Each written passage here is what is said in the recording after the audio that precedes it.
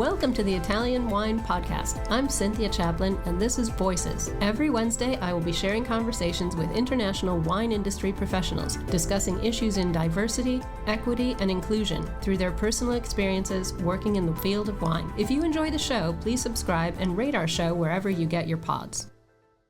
Hello, everybody, and welcome to Voices. Today, I have Ntsiki Biyela with me from South Africa. She has the great honor of being the first Black female winemaker in South Africa in 2004. She's received many awards throughout her career, including the Diversity and Transformation Award for her pioneering work in the industry in South Africa. That accolade celebrated her role, sort of paving the way for others by eliminating barriers and setting an example and inspiring young people, contributing to knowledge that people can use to enter the wine industry and having an overall very positive and powerful influence on the image of the South African wine industry. So welcome, Ntsiki. Thank you so much for joining us today. Thank you so much for having me. It's a great pleasure. As I said, you are widely recognized as the very first Black female winemaker in South Africa. That's quite a bit of something to carry on your shoulders. Your path to coming into wine wasn't that obvious.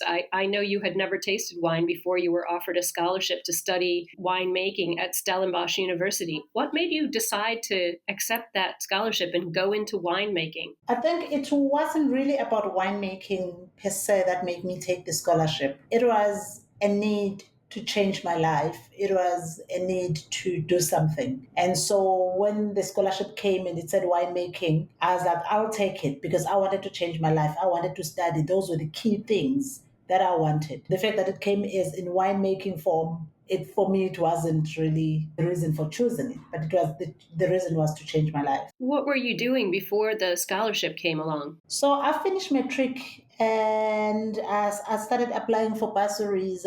But all the bursaries I was applying for, I was getting obviously the very famous letters coming back saying we regret. So I got a job. I worked for a year as a domestic worker. So when I got called at school, I was already working as a domestic worker. So I worked for a year and then I got this opportunity to apply for this scholarship and then I did that. When was that? Because you're younger than I am, so this is not in the distant past. I don't know. That was in 1997, 98. Wow, yeah, so very recently. Yeah, so I was working in 1998, and then I got the scholarship to come to Stellenbosch then a year after. That's incredible. How was it learning about wine literally from sort of ground zero? I think it wasn't really about wine. It was learning in Afrikaans. That was the tricky part. It was learning in a different culture. It was being in a different environment, which doesn't look like the environment I grew up in, which doesn't feel like the environment I grew up in, and culturally and in all aspects of it. So it was that basically was more challenging. But for me, it was one of those to say, no matter what comes my way, I need to get this degree. I need to pass. I need to succeed in what I'm doing. That drive has clearly worked very well for you, and I'm sure there are many other people who have fallen at that hurdle. We're all very aware of sort of very long history of extreme prejudice against Black people in South Africa. So going into Stellenbosch, were there other Black students in your class? There were, I think in our class, probably we were like a handful really in our class. We were a handful of Black people, but the rest, obviously, yeah, it was white students. And I think also one of the things that was even making it difficult, because as we're the handful of Black students and the language barrier, because we don't understand the language, it was making it tricky. I think tricky is probably not strong enough of a word. It sounds like it was incredibly daunting. Must have been. Going to university is daunting enough, but to go, to a place where no one looks like you and everyone speaks another language that's incredibly brave. So I get that feeling of how driven you were to do something that must have been unbelievably hard at the time. Yes, no, it was really hard. I wouldn't, and I get when you say the word that I use is really very light for actually what it was. I guess probably just the choice of words. But also, I think while I was studying, there were tears, there were moments of tears, there were moments of crying. And I think one thing I'm grateful for is that not even once did I have a thought of saying, I'm going to throw a towel. Again, just the strength of your drive. Were you welcomed by teachers, by classmates? Did they support you, or was that another part of the uphill battle in this quote unquote tricky situation? There was another battle. I'll say this: when it comes to students, the lecturer will try to speak English in class because trying to accommodate us who didn't understand Afrikaans, and the students will make noise and saying it's an Afrikaans university. You're not going to do that, you know. So there was that, and it was very interesting that in our final year, only in our final year, really, that we started bonding, and they will be the one saying to the lecturer, there are English speakers here. So but it was right at the end. So during the process of the couple of years, it was really hard. So even if the lecturer would want to assist, so much so that we ended up had to have extra classes. You go to class and then you ask for extra classes. We had to get tutors. The lecturers will appoint like a master's student or a PhD student to be a tutor, so that we've got a second class after class. So essentially, you had to do everything twice. I can't imagine how hard that must have been. And it's still, I find it really offensive that this was only basically 20 years ago, not long ago at all. So Yeah. well, who was your support system, Ntsiki? I mean, it sounds like, as you said, there wasn't a lot of bonding happening until the end of your studies. Who did you look to as a mentor and a support? I think it's now as an adult that I'm realizing the importance of the strength of the foundation. I had my grandmother when she was alive. She was one person I knew that when I go home, I'm fetching my strength to go and fight the battle. Because when it came to a point where you realize that, what, being outside of home or outside of cover, that's your battlefield. So going home, I'll come back. My grandmother's very spiritual. So I'll get home, and then when I leave, and she'll pray, and then I'll feel like, what, I can do anything now. And then I'll go back to university and start the battle. So there was that. And also knowing that I've got sisters, I've got family, and then friends. So those were the people because I feel it's the community that you need as a person to go cry to when the situation gets tough. People are going to say, we know it's hard, but we know you can do it. Absolutely. It's hard, but we are here. They might not be there for your books, but they are there. They are there. I used to call one of my sisters because she was based in Durban, and I'll call her crying. I remember the first time I called, I said, I dreamed I had failed and the university kicked me out. And I was crying, and she's like, no, it was a dream. It's because you're stressing. And I couldn't say that. I was just so failing, university kicking me out. That's all I could see. So, and that drove me to find out actually what other opportunities are there or other help that is there. And I found out that actually there was a student counseling on campus. So I had to attend that to have to go to this to counseling to say, look, I've got issues here. This is a battle. This is a struggle. I'm going to fail. And, to explain everything that I'm going to be kicked out, but I can't go back home because I'm going back to nothing. So I need to make it work here. So you guys going to help me make it work. I think that's an incredible image to have, that you had to fight, you had to become a warrior, because if you lost university, you were going back to nothing. I don't think many people experience that. I think it's one of those things that knowing and understanding that if I go back to nothing, then what? So I have to make it work. I think that was one of the things that one of the therapists ended up saying. She's like, looks like you feel like everything has to be. And I'm like, yes, it has to be. She's like, but you need to be gentle with it. I was like, no, I have to pass. Like, I think it's difficult to have therapy with somebody who's never been in your shoes and can't possibly understand your situation. that's a thing. That's a thing. I think actually you're hitting the nail on the head there when you say a person who hasn't looked at the situation because they don't understand why you being so adamant that it must be like that. So that was that. And so until they had said, okay, fine, if you fail, because you're attending therapy, we'll write a letter, the university will not kick you out. And I was like, and then that basically gave me a sort of like, okay, I've got a backup plan. A good safety net. Yes, I've got a safety net now. Now I can put all my energy into trying to figure out this thing. And luckily I was really, and luckily I passed my first year. So Well, absolutely, and it worked because you graduated, which was, I think probably a huge milestone, not only for you but probably everyone in your family who was rooting for you. yes, yes, And you went on to work for Stellekaya. yes. That in itself is a huge achievement. How did you get from university to Stellekaya? So I had applied because when I was a student, I was working part time for one of the wineries. I worked for Delheim Wines, tasting room, working in the vineyards, working basically everywhere because I needed to understand the course that I'm doing because I had no idea also because I had no idea of wine. So that is where I learned about wine as a student. And so when I finished my studies, I started applying for jobs. So looking for a winemaking job or a viticultural job.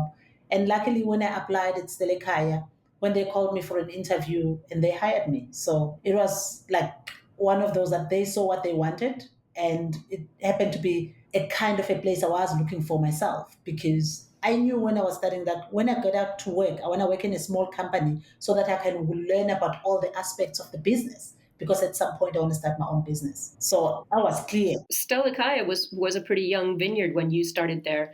I mean, Yes. how did you find that experience? It's so useful getting hands-on experience. I think the value of that continues to be underrated, how important it is, particularly in the wine industry. Nothing else is as valuable as hands-on experience. Absolutely. How did it go at Stellekaya? Were your colleagues accepting of you coming in there?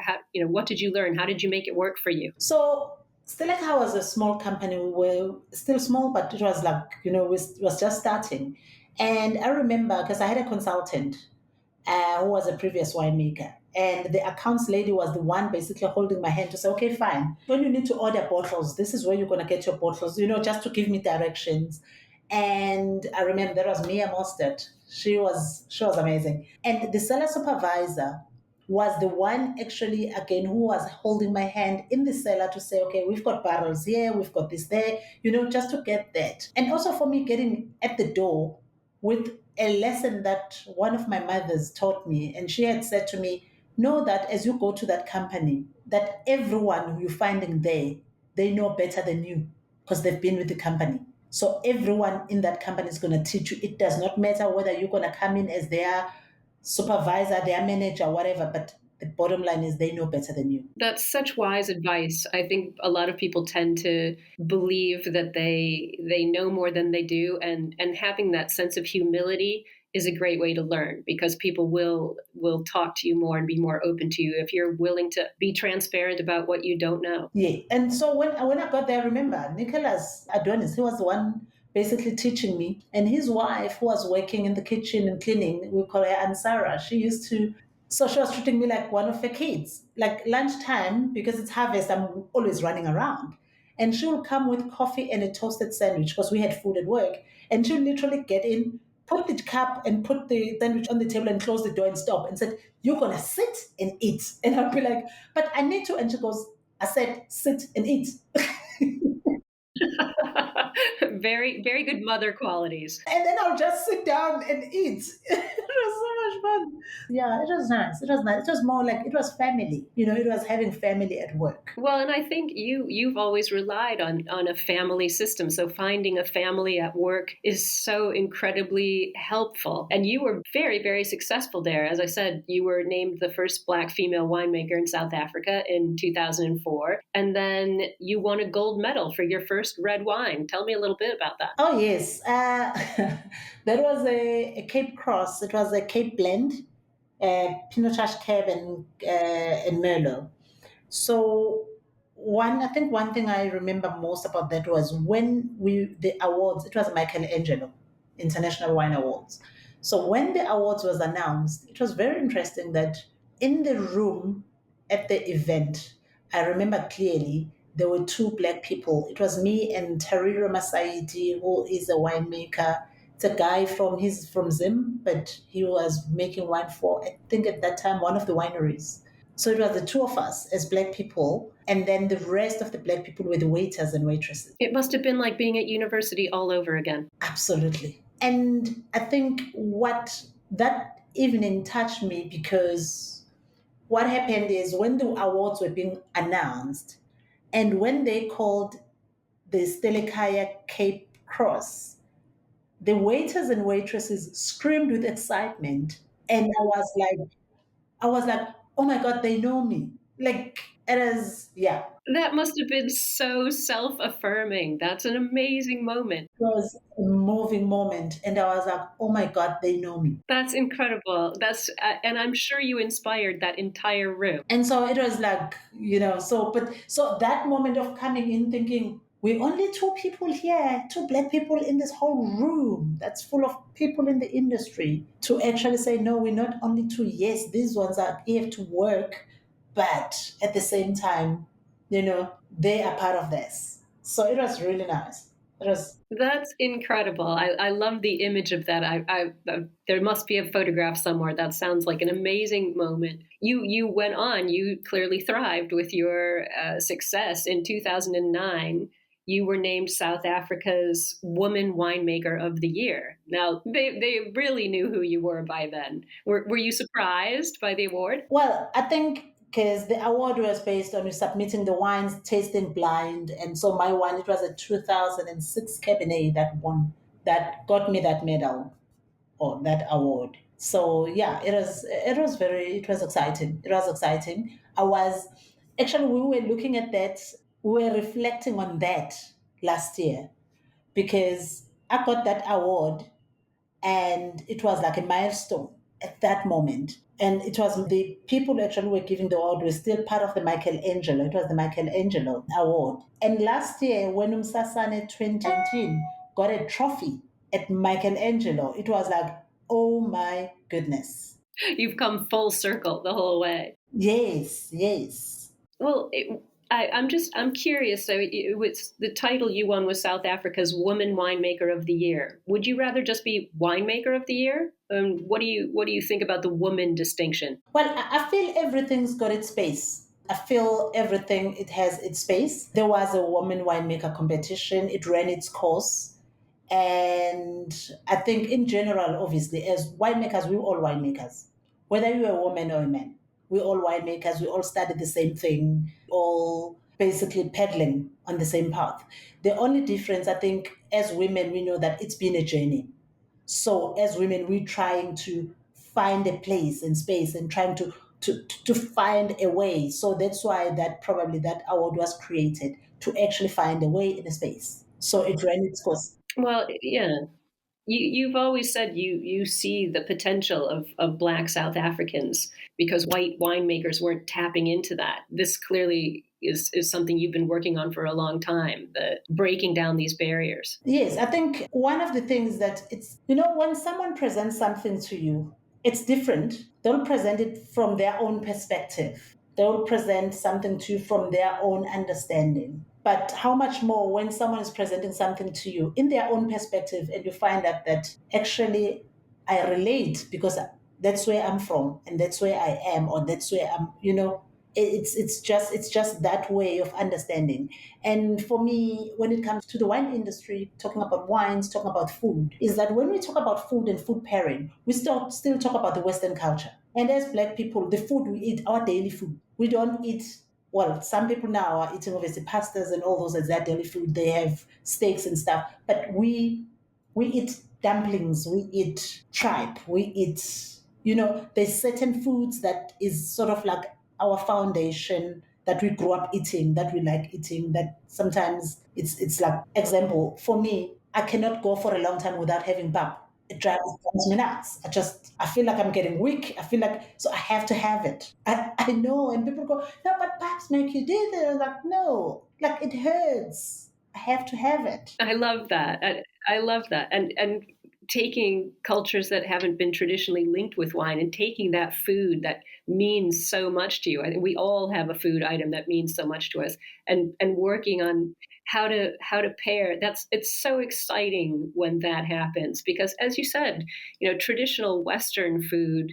I grew up in Midwestern Ohio. I didn't know anything about French food or anything like that.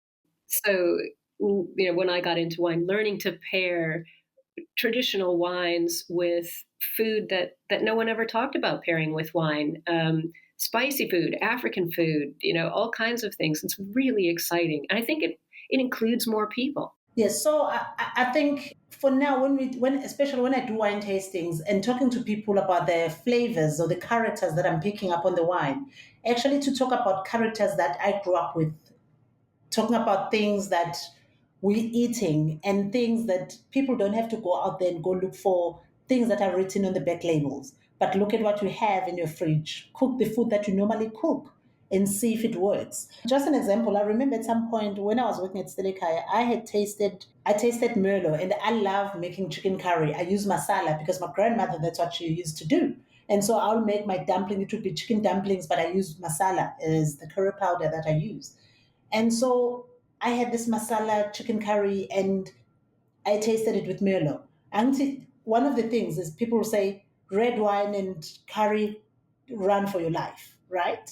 And then I made that. And I remember it was at night. I called my colleague at night and I'm like, you won't believe what just happened. And she goes, and I'm like, I'm having Merlot and chicken curry and it's the bomb. It's like, it's amazing. It is till today, that is one pairing that it happened just not because I said, oh, I want to pair this. I was like, I'm cooking, I feel like eating this, and I'm going to make myself, chicken curry, and I'm going to open a bottle of wine. And that's what I did.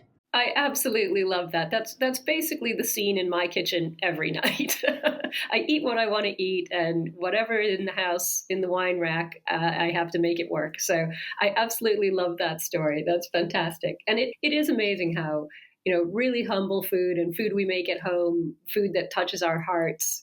Not only does it make you want to call your colleague and say, "Hey, this is the best," but it is fun to play with it and fun to play with the wine. So I love that. And I'm going to roll that into the fact that you're clearly having fun in your career and you started your own winery in 2017. Yes. And I believe the name of the winery, Aslina, is your grandmother's name. Is that correct? Yes. I named the company after my grandmother in honor of her because she played a big role and I still feel she's playing a big role in my life even today spiritually. And so, yeah, for me, it was important to pay tribute to the great person in my life. That's lovely. I'm so happy for that. I'm sure she is too. But I have read the story, and you didn't even have a vineyard when you started this winery. What were you doing? So I think one of the things is I like the fact that in South Africa, unlike probably in France, in South Africa, you can have a wine company without having a winery, without having a vineyard or anything.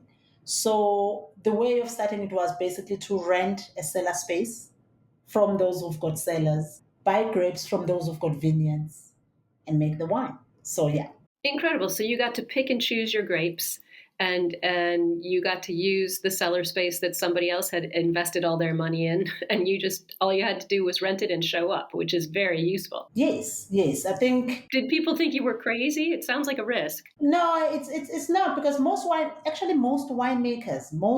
winemakers who starting their own brands, that's what they do. Right. I didn't realize that. Yeah, I know it's a common practice in South Africa. It is a common practice. How did it go dealing with the grape growers and figuring out whose grapes to buy? Well, I think again working at Stellekaya gave me all that experience and helped me to build those relationships. That when I finished, it wasn't a matter of like starting from scratch. It was a matter of going to the people I know that do you have any extra grapes? I want this. I would like that block. I would like this, and I would like that. Ah, perfect. So it's basically just going on through the with the people that I've been working with before, and also building new relationships and getting new suppliers of grapes. So yeah. You must have built a really strong network to be able to start that. Were you on your own? Well, if you're saying on your my own financially and all that, yes.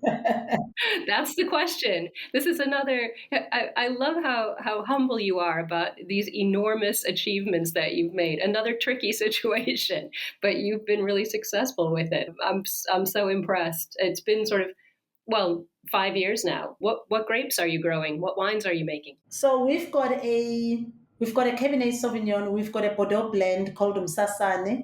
Umsasane being the acacia tree in isiZulu, but also I use that name because it's my grandmother's nickname.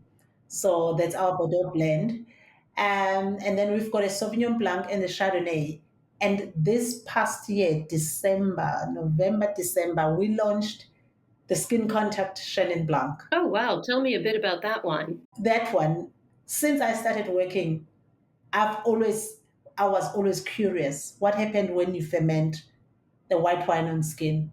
Like I was just always curious about that. I love the texture that you get from doing that. I love the texture. And when I remember I was speaking to Mika Bolmash in the US, my importer, at some point, and I said to her, you know what? I'm always curious about this. That is the one I'll make one day. And she goes, oh, there are wines like that. And I was like, really? And she goes, we're gonna go buy those wines. And so we started like literally we went all out and just getting different bottles and tasting those wines.